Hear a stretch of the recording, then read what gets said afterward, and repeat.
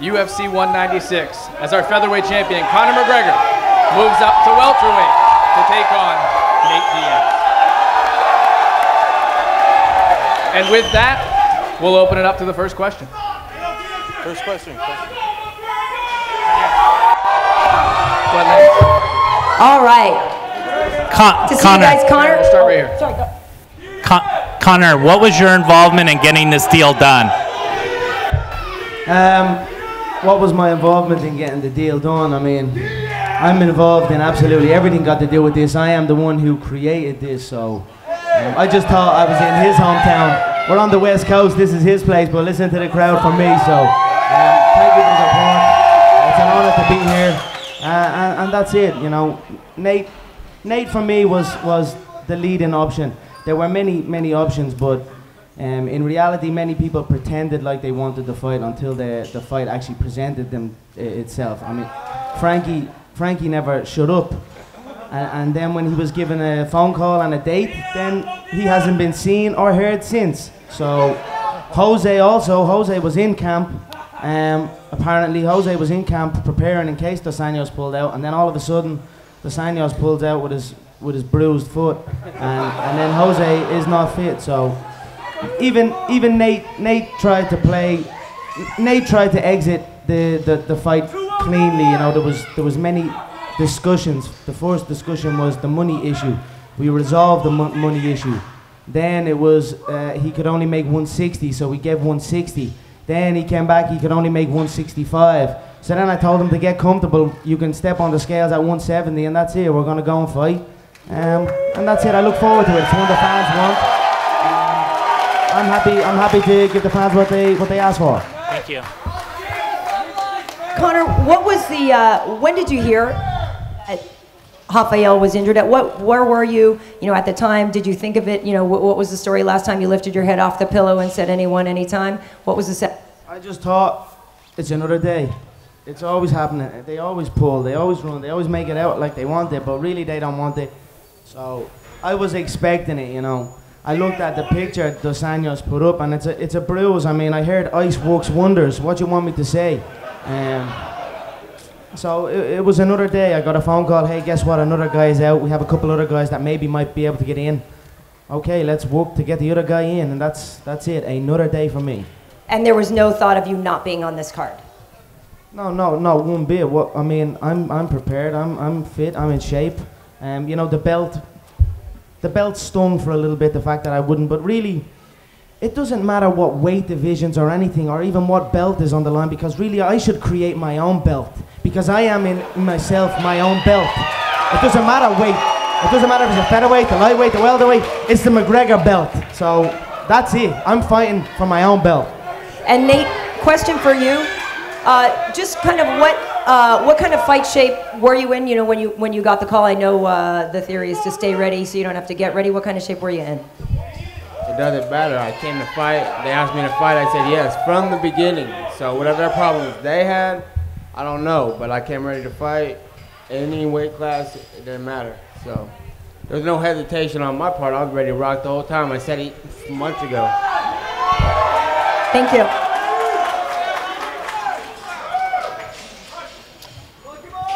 Conor, fighting in the lightweight division and also now the welterweight division, do you like breaking the rules? Yeah, I do. I mean, I am the rule. I'm the only rule in this game, so it doesn't matter weight divisions. Nate said he was ready to fight at any time, but well, he wasn't. He wasn't ready to fight at 155. He wasn't ready to fight at 160, 165. So we give him 170, so... they go every other day. I'm happy to go and do it. I'm not gonna lose no weight over no shit. I don't give a fuck. And I said 155 from the beginning. You didn't take 155 though. You did not take 155. I did too. Initially, you didn't take 155, Yes, Nick. I did. But that's cool. Don't worry about it. Don't worry about it. Get comfortable. Get comfortable. 170. Get comfortable. 170, brother. Yeah, get comfortable. I don't give a fuck. I don't give a fuck either. I don't give a fuck either. I tell you, I like Nick's little bro. I do. I honestly I like Nick's little bro. You know what I mean? How can you not like him? He's like a little cholo gangster from the hood. But at the same time, But at the same time, he coaches kids jiu-jitsu on a Sunday morning and goes on bike rides with the elderly. He makes gun signs with the right hand and animal balloons with the left hand.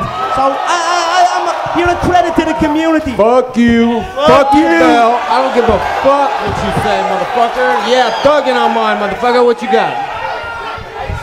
He's all right, Nick. He's okay. Nick's so proud of you all. Go ahead, Evie. Fuck your bitch ass belt too. Fuck the belt. I don't give a fuck about the belt. The only belt I care about. Why you bring it everywhere? Why you bring it everywhere?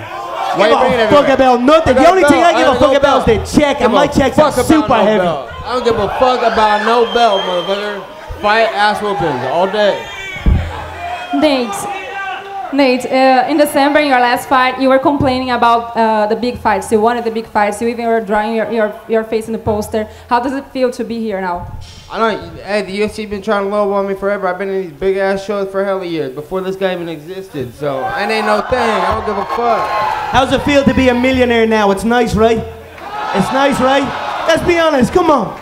It's nice, right? It feels good. I'll tell you more. You're a millie, but one night only. Gotta fight first. And Conor, you are fighting at welterweight now. Does it change your plans for the rest of the semester? Do you feel like you have to defend your title before facing Dos Anjos for the lightweight title? What do you feel? I don't care about weight. They're all on steroids. The only weight I care about. They're all on steroids. The only weight I care about. Steroids? What are you talking about? Steroids? Don't be putting my name as steroids. I'm major against that. Don't put my name in the name of steroids, Nate. The only weight I give a fuck about is the weight of them checks. And my checks are always super heavyweight, so I don't give a shit.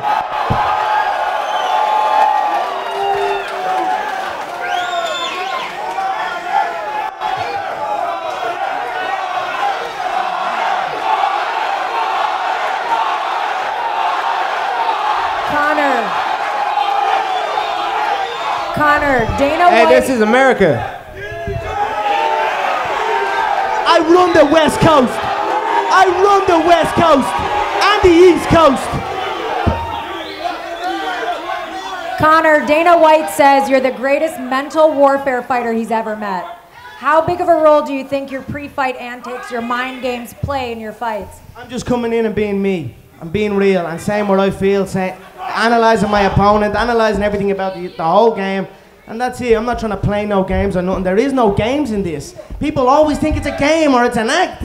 But when we're in there face to face, it's no act and it's no game. So take out mental warfare, take out all that. I'm just simply the best fighter, and that's it. Nate, Conor, what makes you so successful? What makes your approach so successful, and how will you approach Nate Diaz in this fight? My true hard work. It's as simple as that. Real, true hard work. It can't be denied. It can't be stopped. You know, another reason I chose Nate. He showed up his last fight. It was an okay performance, albeit a decision. But he showed up in shape and he talked well. But I mean, I don't know. I'm just happy. I don't give a shit. I'm just ready to fight now at this stage. You know, this is it now. 10 days out. Let's see what this man is about. He talked like I took something from him. That's what he said after the fight. I've taken everything he's worked for, and I work like a motherfucker. I don't get out of shape. He gets out of shape. His fight against Dos Anjos, he looked like he was the skinniest fat guy I've ever seen in my life. The last fight he came in shape. This time now, the fact that he's asking for weight changes all the time, I'd imagine he got back out of shape. So he's talking like, relax, Nick. He's doing good up here, Nick. Relax. So I took nothing from him. I worked hard. I worked hard, and that's it. All midgets. I fought fucking every fucking week forever, motherfucker. I've been in the UFC forever, fighting everybody. Came in one fight, fuck that, brother. I don't give a fuck. Nate, you made a pretty bold accusation a couple minutes ago.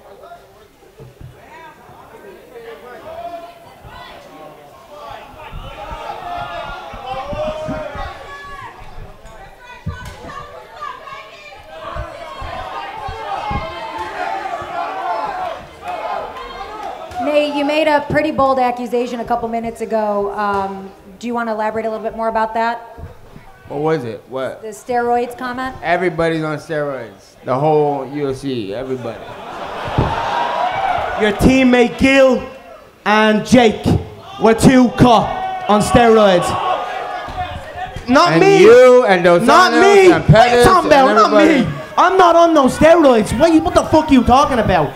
Your two teammates were on steroids. That's your two boys, the scrap pack. Remember that? Wham, damn, they were. Did you know they were taking that stuff? Did you know they were taking that stuff? Did you? You're on steroids. Sure I am. I'm just an animal. I'm just an animal. Conor, what's your training ritual? What's your pre-training ritual? I wake up, I work, I eat, and I sleep. That's it. Nothing else. All day work, I call it. All day long work. Mystic Mac, right here. You're always making predictions on fights. How's this one gonna go? I feel his repetitive foot patterns and his pull motions are too readable, too predictable. He will be too slow in there. The speed will stifle him. His soft body and his lack of preparation, he will not be able to handle the ferocity. So, end of the first, I feel he will be put away. I respect Nate, don't get me wrong, I do respect Nate. There's a lot of pussies in this game, and he is not one of them. So, don't get me wrong, there's a respect there between us. But it's business in there, and business is business. He will be KO'd inside the fourth round. And Nate, for you, do you have a prediction on how this fight's gonna go?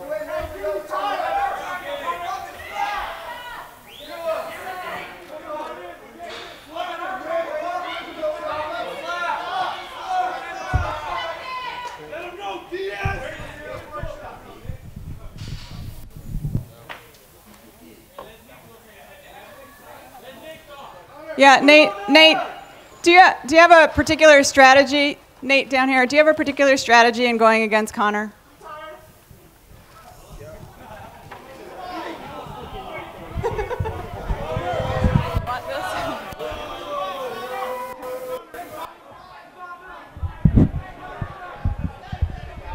Yeah, I'm just gonna kill or be killed. That's what I'm coming with.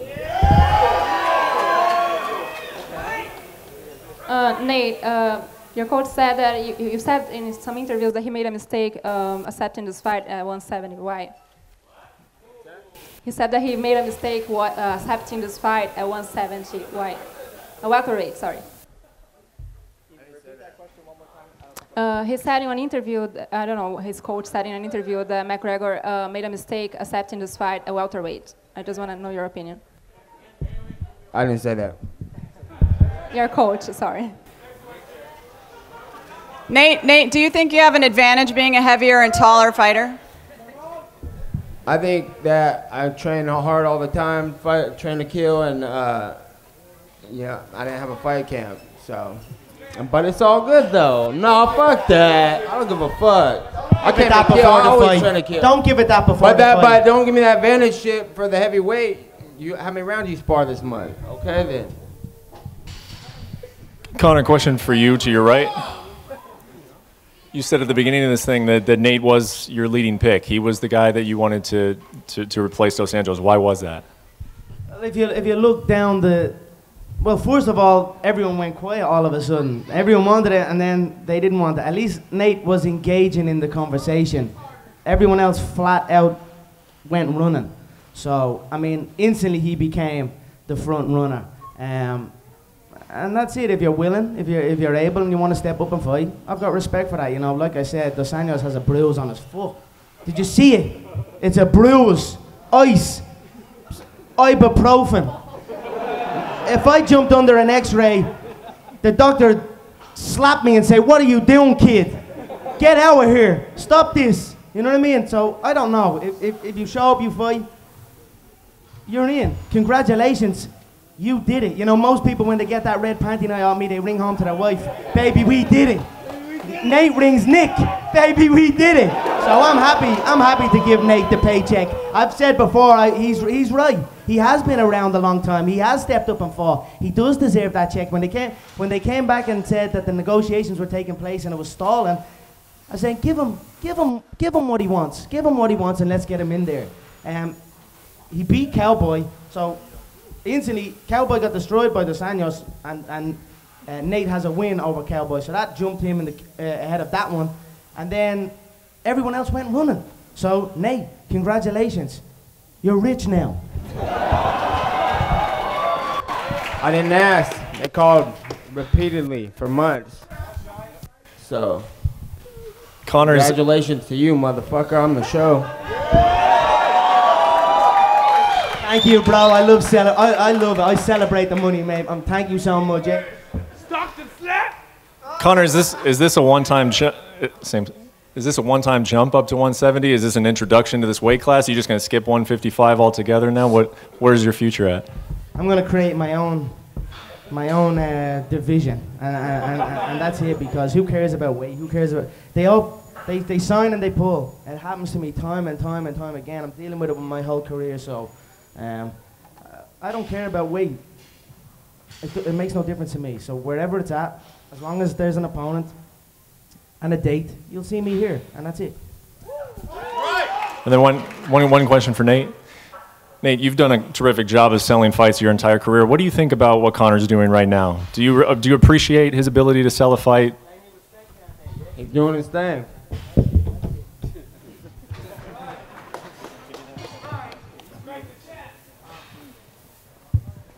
I bring this motherfucking show too, so don't forget about it. It's a Diaz show also, so don't forget about that.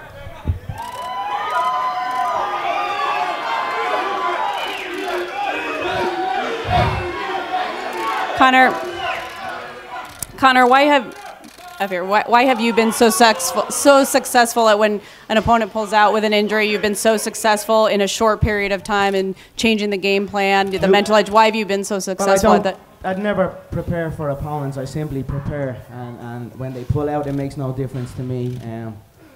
Why I'm successful and always getting a late replacement. I mean, who would turn down winning the lottery for one night only? You know, so. I prepare to fight. I don't prepare to fight somebody, and that's it. When you sign to fight me, you're rich. So it makes no difference if they pull out. There will always be a replacement, and I will always still be in the mix.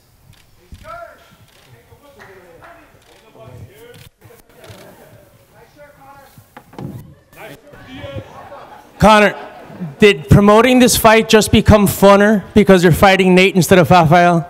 I'm just happy. I'm just happy to fight. You know what I mean? I always enjoyed Nick and Nate and their style of fighting. You know, they come to fight, and I like that. So I knew somewhere down the line myself and Nate or myself and Nick would throw down. So in the circumstances, the fact that the second belt is taken, that dampens it a little bit. But definitely, now that I'm here, we're gonna go face to face. I'm happy. Yeah, I'm enjoying myself, and the fight is gonna be a fun contest. You know, the fans will enjoy it. I feel myself and Nate, we have a similar will, but the skill doesn't match the will, and that's where the difference will be. Well, one more question, and this is for Nate. Nate, are you gonna keep this? Are you gonna keep this standing up, or are you gonna test his jiu-jitsu skills against yours? We're gonna fight.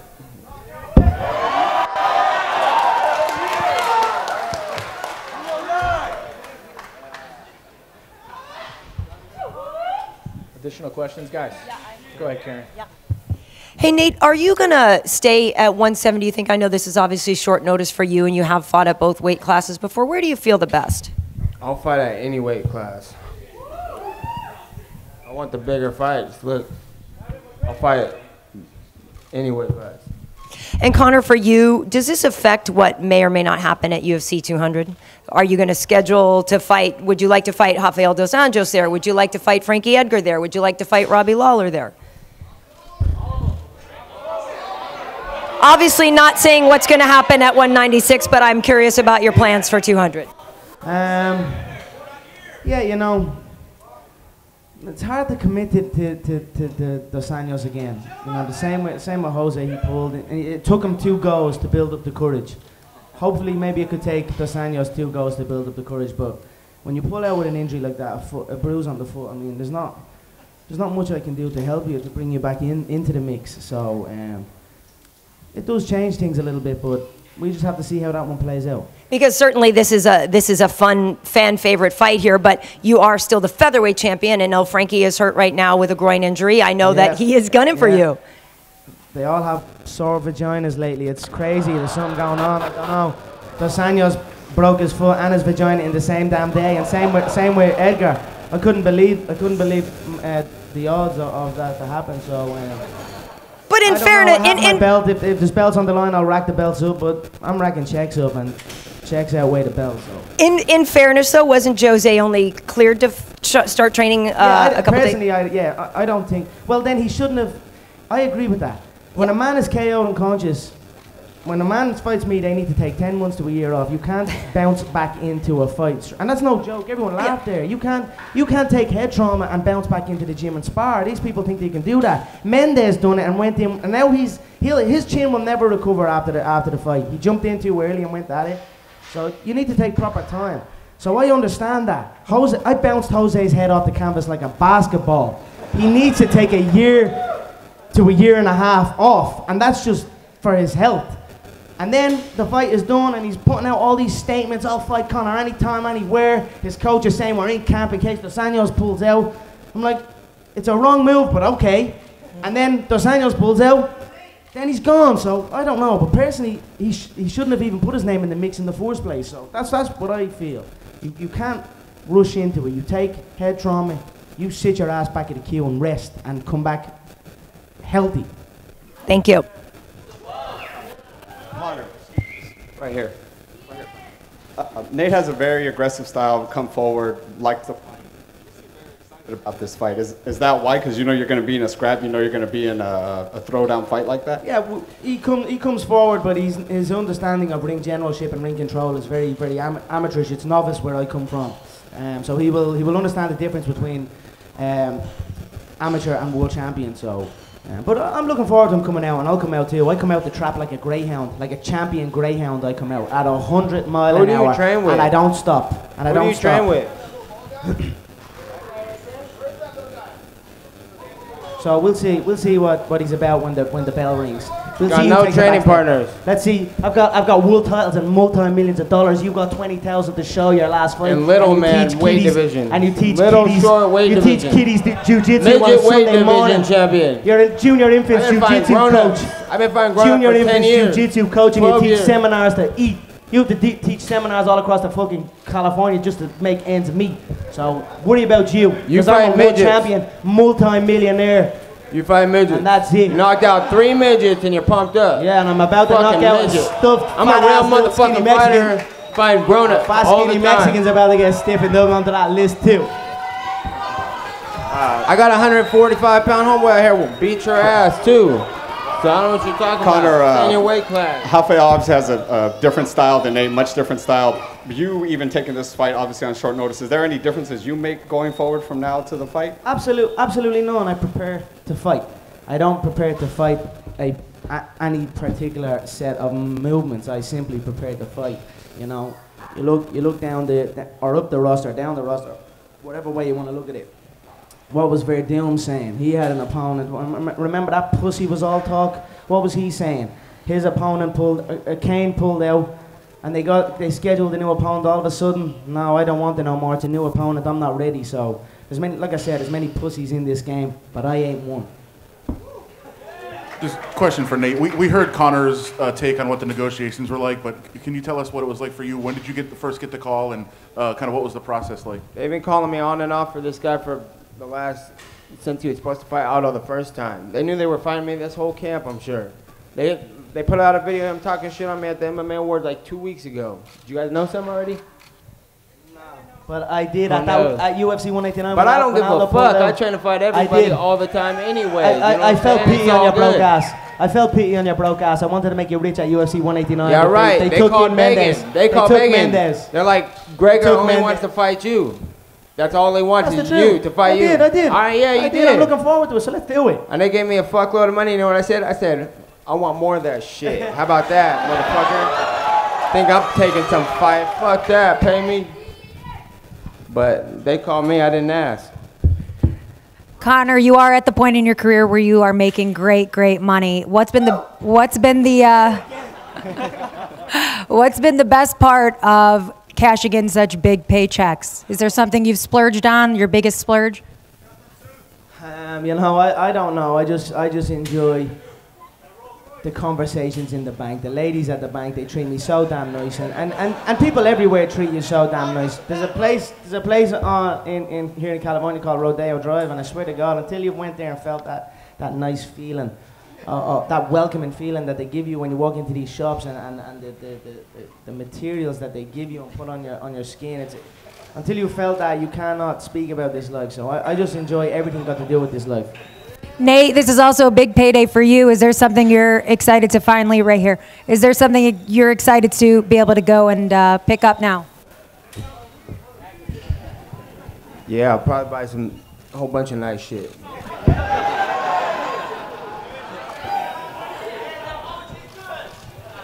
Take a couple of more, guys.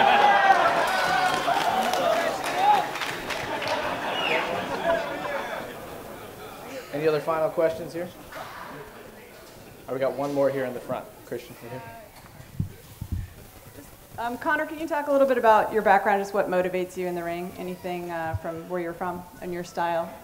I'm just motivated by movement and money, and the movement of money, and that's it. That's why you see me here in this prize fighting ring and running this whole game.